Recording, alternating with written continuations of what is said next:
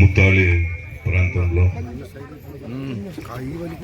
Airport వస్తుంది, దాన్ని నిలబెట్టాలని చెప్పి 20 గ్రామాల వ్యవసాయదారులు అందరూ చేరి ఒక మీటింగ్ ఏర్పాటు చేసిండారు.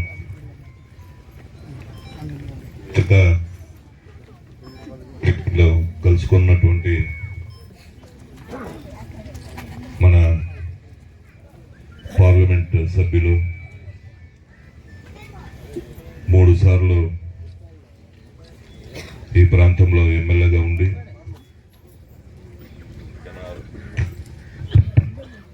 జనాలు సేవ చేసినటువంటి మన గోపెన్ గారికి, నాతోటి విచ్చేసినటువంటి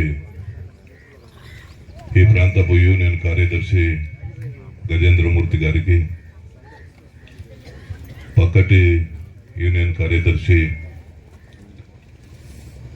మన నాగేష్ గారికి, లోకేష్ రెడ్డి గారికి, ఆనందన్ గారికి, వేదిక మీద ఉన్నటువంటి చిన్నగుట్లప్ గారికి,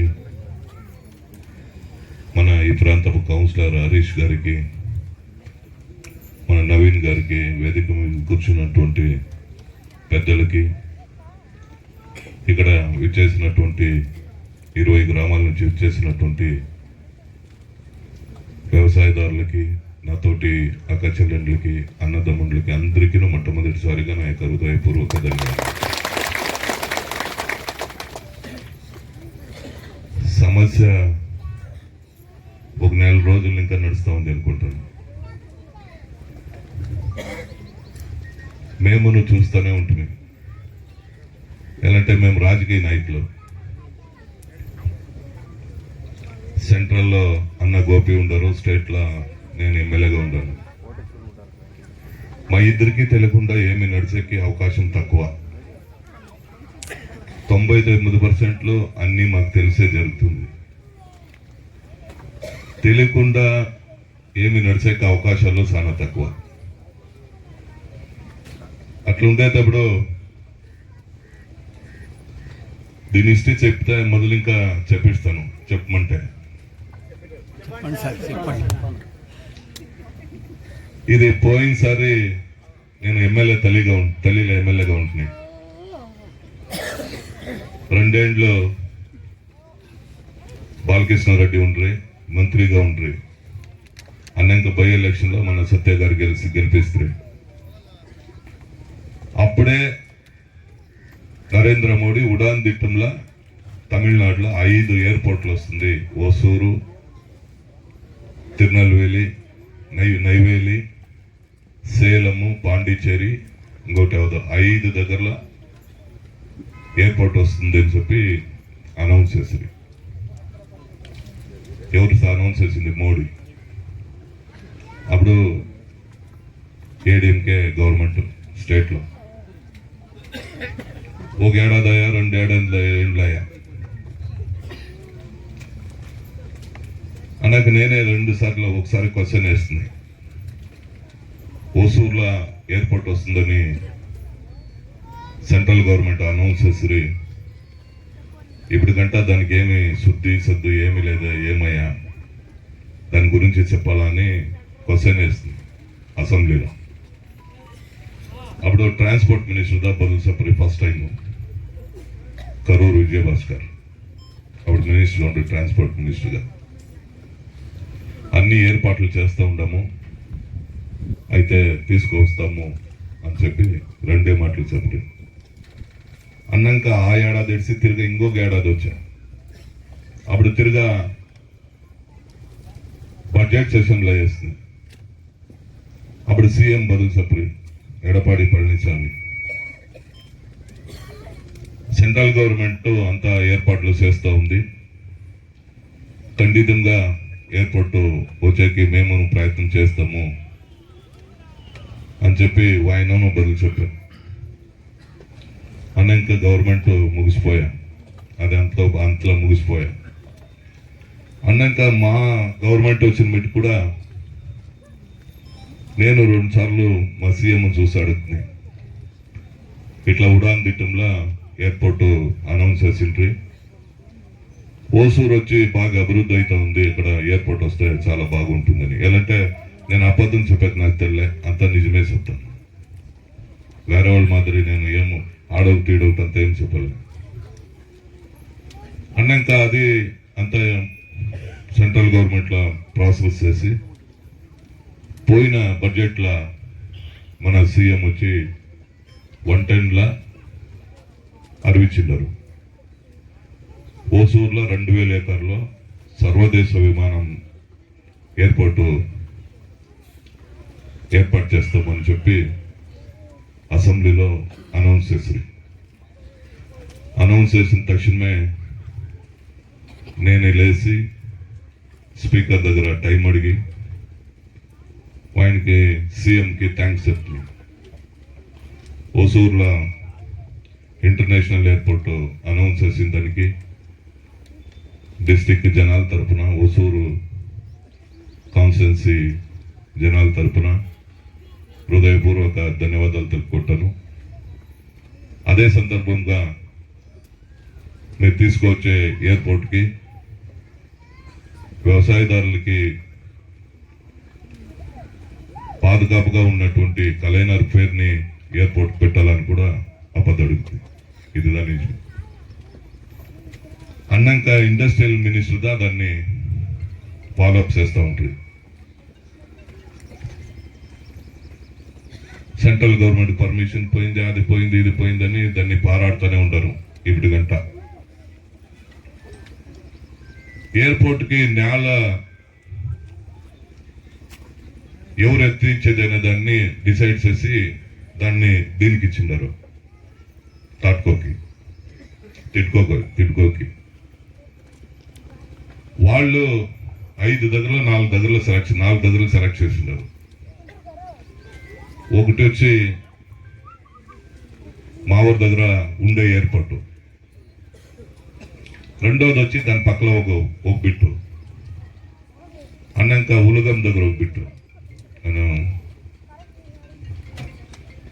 ఈడొకటి వేసేసిండారు. అన్నిటికి అన్ని సర్వే నంబర్లు అంత డీటెయిల్ మీరు చెప్పి మీకేమేమి ఇచ్చిండారో అంత మాకు ఇచ్చినారు. బెల్లంపల్లికి దాంట్లో నాదినిపోతుంది, మన వీడికంతా చూపిస్తుంది. అదే మాదిరి స్కెచ్, అదే మాదిరి సర్వే నంబర్లు, అదే అన్ని డీటెయిల్ అన్ని దగ్గరలను చేసిండారు. బట్ ఈడు వస్తుంది అనేది ఇప్పుడు గంట లేదు, యాడు వస్తుంది అనేది ఇప్పుడు గంట లేదు. ఇదిదా నిజమైన సబ్జెక్ట్.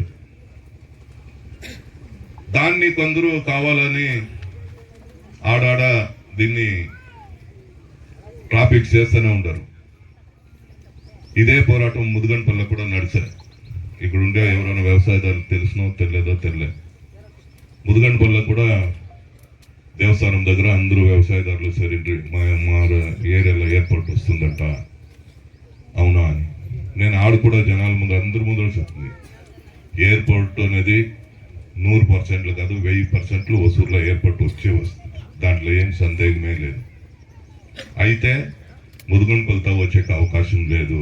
నాకు తెలిసినట్ల ఎవరు దాని గురించి మీరు ఊరికే ఇచ్చేస్తూ ఉండరు అని చెప్తున్నారు. అదే సబ్జెక్టు ఇక్కడనే చెప్తాను. నాకు తెలిసిన మాత్రం ఎలాంటే మొదలే చెప్పేసి మన ఎంపీ గారికి నాకు తెలియకుండా ఏమైనా నడుస్తుందా అనేది 99% లేదు, 100% కూడా చెప్పొచ్చు.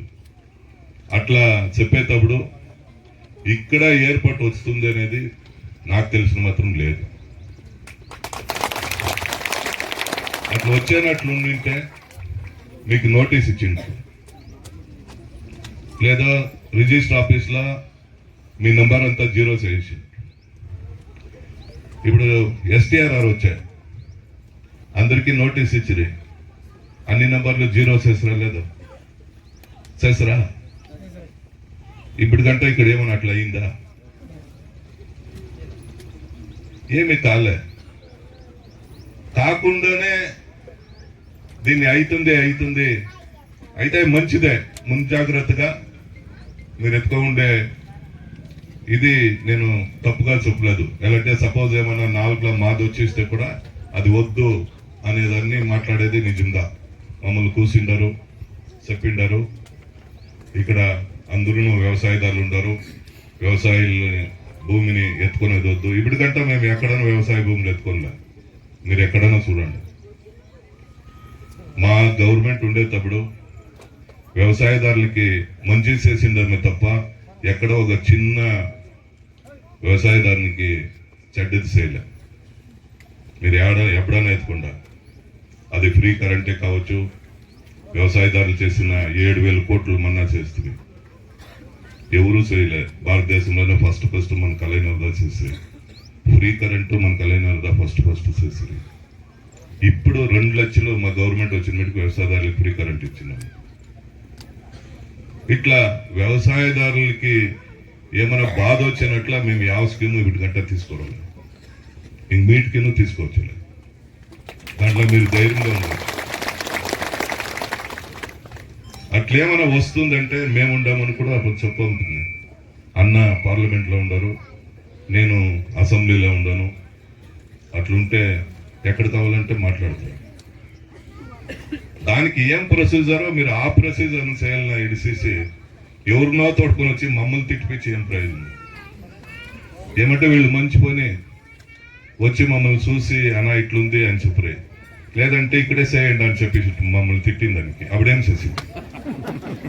ఏమన్నా మేము సీఎం దగ్గర పోయి నేను ఎంపీ ఇట్లా మా ఇద్దరిని తిడతారు, అక్కడ మీరేం ఓటు మాత్రం వేసినప్పుడు మేము నిలిచితే తానే, ఇంకా వాళ్ళు సీట్ ఇచ్చి ఎలక్షన్ వచ్చి మేము నిలిచితే తానే అప్పుడు తానే మీ దగ్గర కోర్టుకు వస్తాము. చేసిడండా వాళ్ళు మమ్మల్ని తిడుతూ ఉండారంటే మీరేం చేసింటారు? వాళ్ళపై అడ్డమేసేకవునా? ఎందరో పోరాటాలు చేసి కాకుండా పోలీస్ స్టేషన్కి ఎత్తుకుపోయి పెట్టి రోడ్లంతా చేసి మన గజన్న మన నాగేశ్ అని చెప్పినట్ల అప్పుడు ఎవరికి జ్ఞాపం రాలే.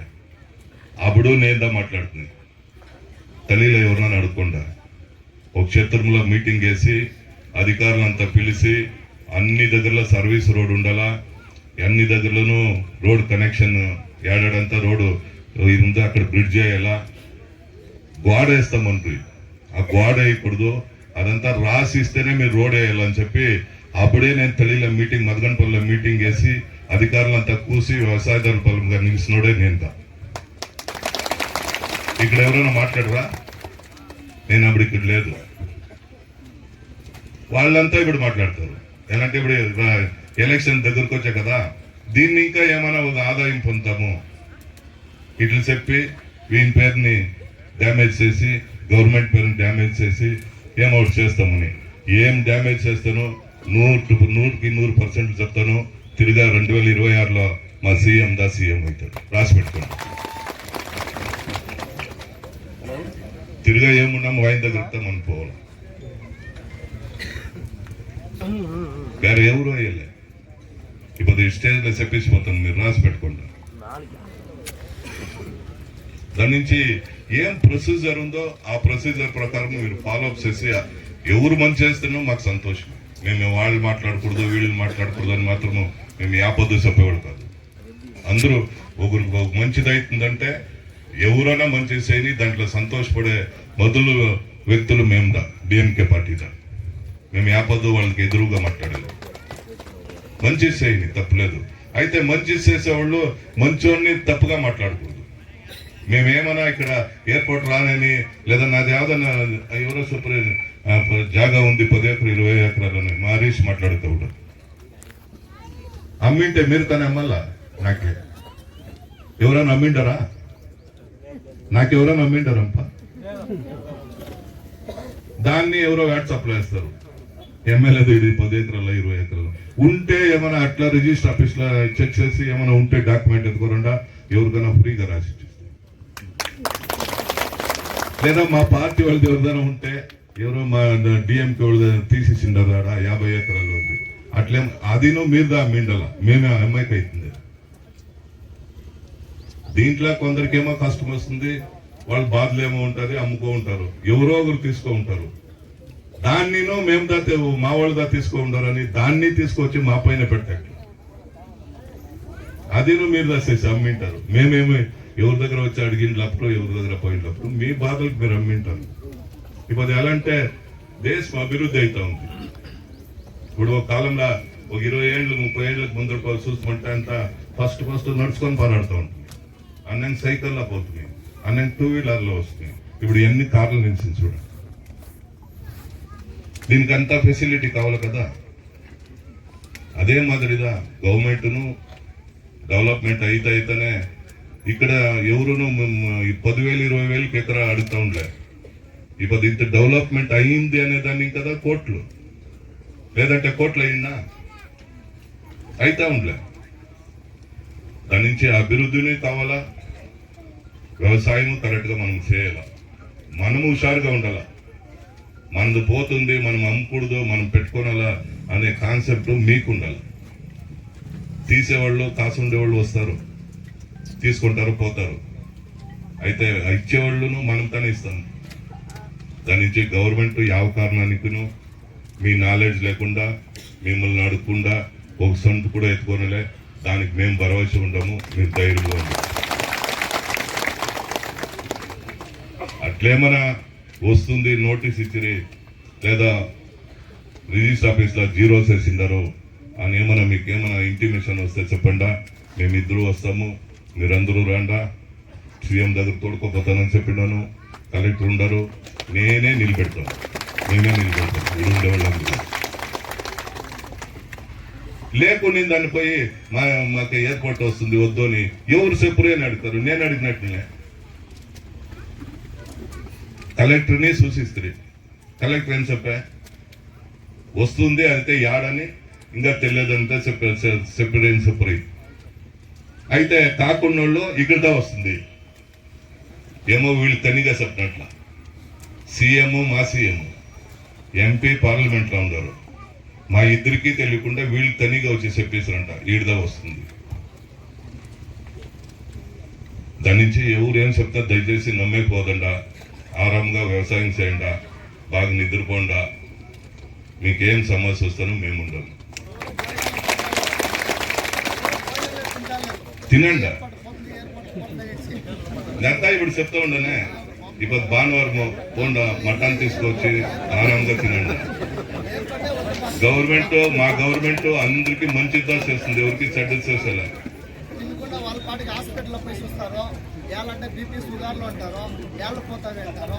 దానికి వద్దు అని చెప్పేసి మాకు ఇచ్చేయాలి. లేదు వచ్చేలే, నాకు తెలిసినట్లు వచ్చేది. వస్తే మేమే చెప్పేసి అవును ఇప్పుడు వచ్చేటట్లుంటే వస్తుందంటే మీరు ఏం చేసేకైతుంది. ఇప్పుడు నేను చెప్తే ఎయిర్పోర్ట్ 200% వసూలు ఎయిర్పోర్ట్ వచ్చి వస్తుంది. కొన్నంత మైక్లో మాట్లాడవచ్చు, కొన్నంత మైక్లో మాట్లాడకూడదు. మీ ఏరియాలో వచ్చేదానికి అవకాశాలు 99% 100% లేదు. దీనిపైన మేమేం చెప్పాలి చెప్పండి. ఇప్పుడైనా ధైర్యంగా ఉండండి.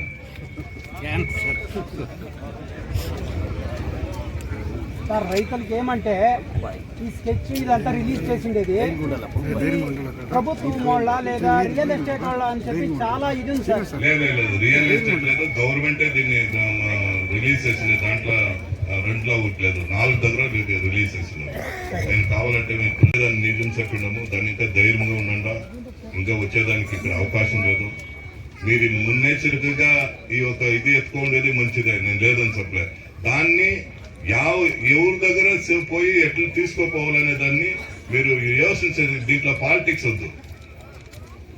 5 ఏళ్ళకి ఒక్కితదా రాజకీయం వస్తుంది. అప్పుడు వాళ్ళకి కావాల్సిన వాళ్ళకి వాళ్ళు ఓటేస్తారు. కొందరికి వాళ్ళు ఒక్కొక్కరి పైన ఒక్కొక్కరికి విశ్వాసం ఉంది, ఒక్కొక్క పార్టీ పైన ఒక్కొక్కరికి విశ్వాసం ఉంది. దాన్ని ఇంకా వాళ్ళు అప్పుడు చూసుకుంటాం. ఒక్కిత మమ్మల్ని మీరు గెలిపించిండారంటే మేము అందరికీ ఎమ్మెల్యేనే. మా ఓటు వేసిన వాళ్ళకి నేనే ఎమ్మెల్యే, ఓటు వేయకున్న వాళ్ళకి మేము ఎమ్మెల్యే, ఓటు వేసిన వాళ్ళకి ఆయన ఎంపీ, ఓటు వేయకున్న వాళ్ళకి ఆయన ఎంపీ. దాని నుంచి దాన్ని ఆడగంటే ఇచ్చండి. ఇప్పుడు మంచి ఇది ఎత్తుకోండారు, మాకు ఎయిర్పోర్ట్ వద్దు అనే దాంట్లో డిసైడ్కి వచ్చిండారు. ఆ డిసైడ్లో అందరూ కట్టుదిట్టుగా ఉండండా. దీనికి ఏం ఫార్మాలిటీస్ అని అందరూ చెప్తారు. మీరు సీఎం చూడండా, కలెక్టర్ చూడండి, ఎవరు చూడాలి? దానికి మమ్మల్ని చూడాలి. మమ్మల్ని చూడకుండానే మీరు వేరే వాళ్ళతో వచ్చి మమ్మల్ని అంతా తిప్పించేస్తారు. మాకు అంతా నేను చాలా కష్టం. మేమేమైనా తప్పు చేసిందామో చెప్పండి. వచ్చినోళ్ళు మేము వచ్చింది ఫస్ట్ మాట్లాడింది మేము ఏం మాట్లాడుకుంటే పాలిటిక్స్ ఎవరు మాట్లాడొద్దండా అనేది ముందు పెట్టింది మేము. అప్పుడు మాట్లాడినప్పుడు మీరు అంతా మేము అంతా ధనించే సరేనా ఇప్పుడు పాలిటిక్స్ వెళ్ళే మేము అందరి దగ్గరికి పోతాం. మేము ఎవరి దగ్గర పోవద్దంటాను చెప్పలే అన్న వగేరు నిమిషం మేము ఎవరి దగ్గర పోవద్దంటాను చెప్పలే. మాకి ఒక మంచిది కావాలంటే నలుగురిని చూసేదంట్లో తప్పులే, మీరు బాగా అర్థం చేసుకుంటా. మేము ఇప్పుడు ఎవరి గురించి అయినా మాట్లాడతామా? దాని నుంచి వాళ్ళు నా రాజకీయ నాయకులు మొత్తం అర్థం చేసుకోవాలా. వీళ్ళని ఇంకా వాళ్ళకి బాగా తెలుస్తాం. ఇదే నరసింహన్న ఒక నెలకు ముందర హిల్స్ హోటల్లో నేను పక్కలా కూకుంటాను, వీడియో చూపిస్తున్నప్పుడు వచ్చిందా బంద్ అయితా నేనే పక్కలా కూకుంటాను. ఓసూరులో ఎమ్మెల్యే మనసు పెడితే ఎయిర్పోర్ట్ వస్తుంది, అది ముత్తాడిలో తీసుకొస్తాడో లేదా బేల్గన్పల్లిలో తీసుకొస్తాడో ఎయిర్పోర్ట్ కానే కావాలని నరసింహనే మాట్లాడు ఈడొచ్చి లేదు అంటాడు.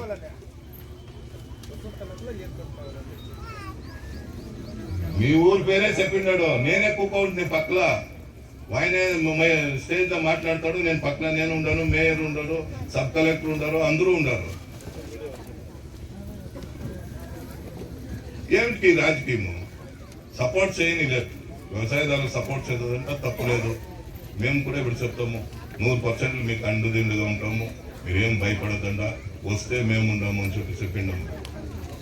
అదిదా కావాలా, అది అందరూ మీకు కావాల్సిన వాళ్ళ దగ్గర చెప్తారు, వాళ్ళు వచ్చి మీకు సపోర్ట్ చేస్తారు. మేము దాని గురించి తక్కువని ఆపదను చెప్పలేదు. ఎవరినికనో ఒకరినిక మంచిదైతే మేము దాన్ని సంతోషపడేవాళ్ళు. దాని నుంచి వాళ్ళకి పోయిసిరే ఆపద వీళ్ళు వస్తే వచ్చిరే నేనేమని అడుగుతున్నాడు కానీ నేను దాన్ని కొండనా చూసుకుంటాను. అట్లా ఉండింటే వాళ్ళనే కొడుకు వేసేసుకున్నాను మమ్మల్ని తిట్టేసి. దాని నుంచి దయచేసి ఎవరు ఇది చేసుకోవద్దండా, ఆరాంగా ఉండండా, వ్యవసాయం చేయండా, బాగా భోజనం చేయండా, బాగా నిద్రపోండా. మీకు ಯಾವ తొందర రాకుండా నేను ఉండను, ఎంపీ ఉండరు, చూసుకుంటాను. నమస్కారం.